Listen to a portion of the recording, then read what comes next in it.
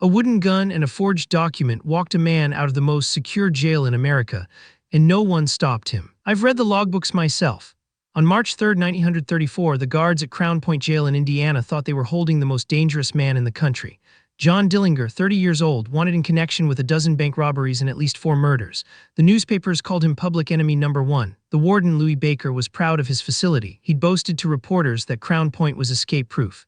Steel bars, electric locks, concrete walls 3 feet thick.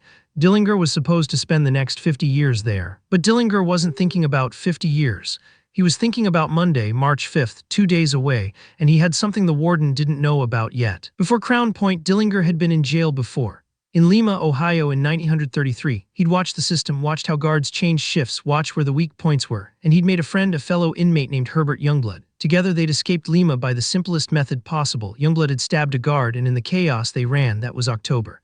By February 1934, Dillinger had robbed 4 more banks. Then the FBI caught up with him in Arizona. He was extradited to Indiana. Crown Point was meant to be different, maximum security. Dillinger was locked in a cell on the 2nd floor, watched around the clock, but the warden made a decision that would haunt him. He allowed Dillinger to be photographed with the Crown Point jail staff, a publicity stunt, proof of his power over the most wanted man in America. Those photographs would become some of the most famous images of the era. What the warden didn't know, what none of the guards knew, was that Dillinger had already been planning. In the cell block, there was a carpenter named James Jenkins. He worked in the prison workshop. Jenkins owed Dillinger a favor, or perhaps he was simply afraid. The details are murky now, but what matters is this: Jenkins carved something remarkable. A gun, wooden, painted black to look like metal. It took him days. By March 3rd, the gun was finished, hidden, and Dillinger had something else, a document, a transfer order, official-looking, bearing the signature of the prosecutor. I've seen photographs of it. The handwriting is nearly perfect, forged, but good enough to fool a tired guard at shift change. Monday, March 5th. Morning. Dillinger was in his cell. The guards didn't yet know what was coming. That's the gap that matters, the space between what they thought was true and what was actually happening, just out of sight. Dillinger had recruited another inmate, Pete Pierpont, a seasoned bank robber. The plan was simple in its audacity, almost too simple. Around noon, Dillinger and Pierpont moved. They pulled out the wooden gun.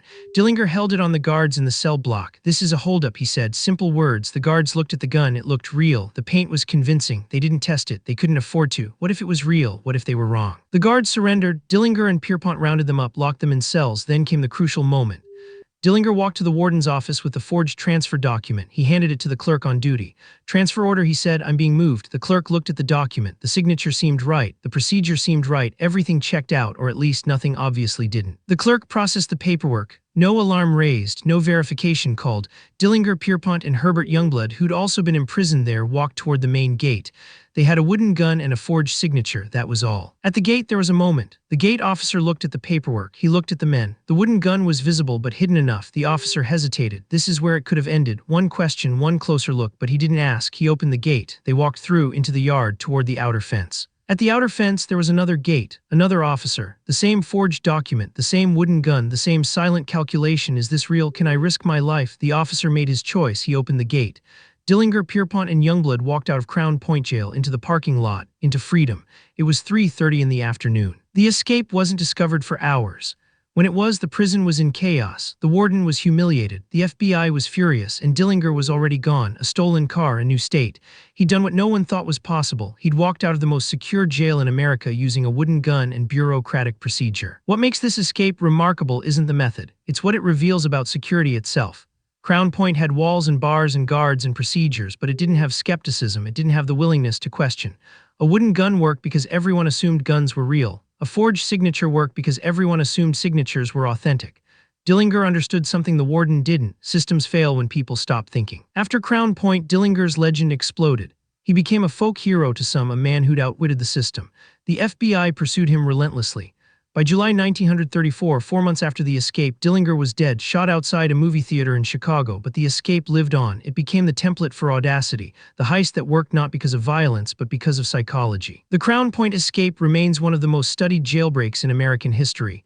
Not because it was the most violent or the most complex, but because it was the most elegant. A wooden gun, a forged document, and the understanding that security is only as strong as the people defending it. Dillinger proved that on March 5, 1934. Subscribe for the next unsolved heist.